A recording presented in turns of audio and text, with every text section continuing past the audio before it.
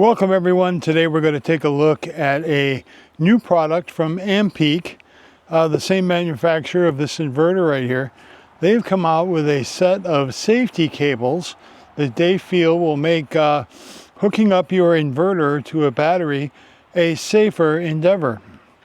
And I have to say there are some elements of this design that I actually really like. So we're gonna come in close here and take a look at this and see how it goes. But one thing I wanted to point out, these have a sliding cover that allows you to get an insulated cover over the battery side of the connection, which normally they wouldn't have control over, but through this set of leads they do. And also you'll notice there are two conductors here on this terminal. I believe that when this one engages, there is a resistor in the wire that prevents really high current draw, but when they're both clamped together, you get the full carrying capacity of this this is a 4-gauge cable on this set.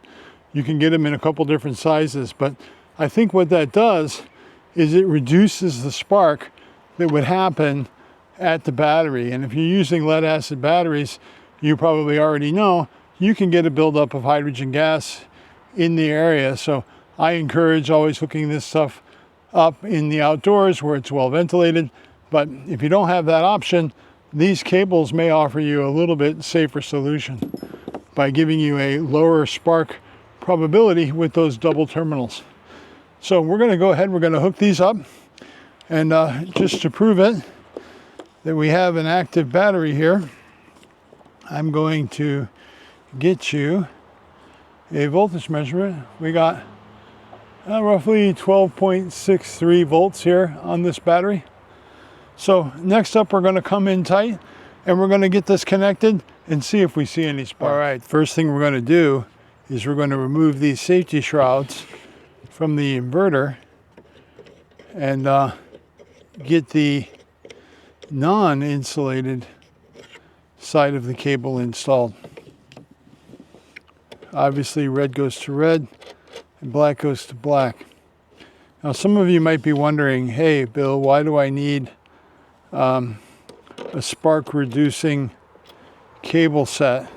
And the answer is this: when an inverter is first powered up, it has a huge inrush current.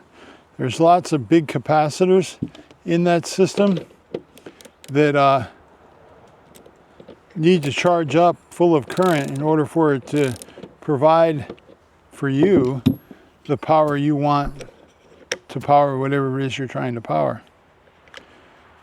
So that inrush of current is what generates the spark, and by cleverly designing these cables, they have reduced that for us.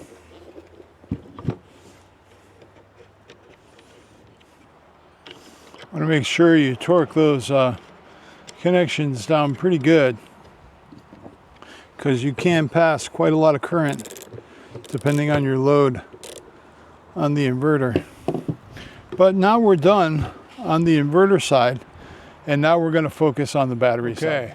So first up, you'll notice we've got a wing nut on this side. You won't be able to use these shielded connections with a wing nut. You got to have a regular fastener on there in order for this to work correctly. Okay folks, now we're going to hook up the leads. We're going to hook up the positive lead first, and believe it or not, that is important to the way these cables work apparently, because I did them the opposite way and I got a heck of a spark when I hooked the red up last. But when I tested it, if I hook the ground up last, it works much better. So we're going to put this one on. No spark, no drama. That's good.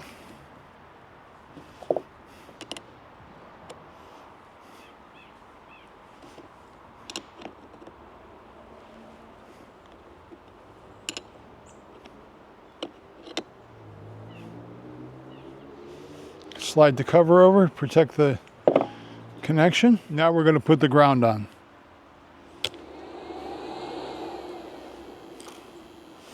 Definitely seems to have managed our spark on the connection.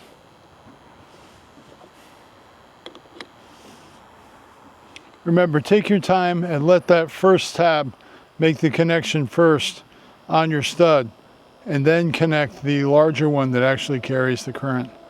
You just drag it on the post, it'll do its job. And there you have it. 2 protected connections, and the Ampeak safety cables are installed, and our inverter is operational.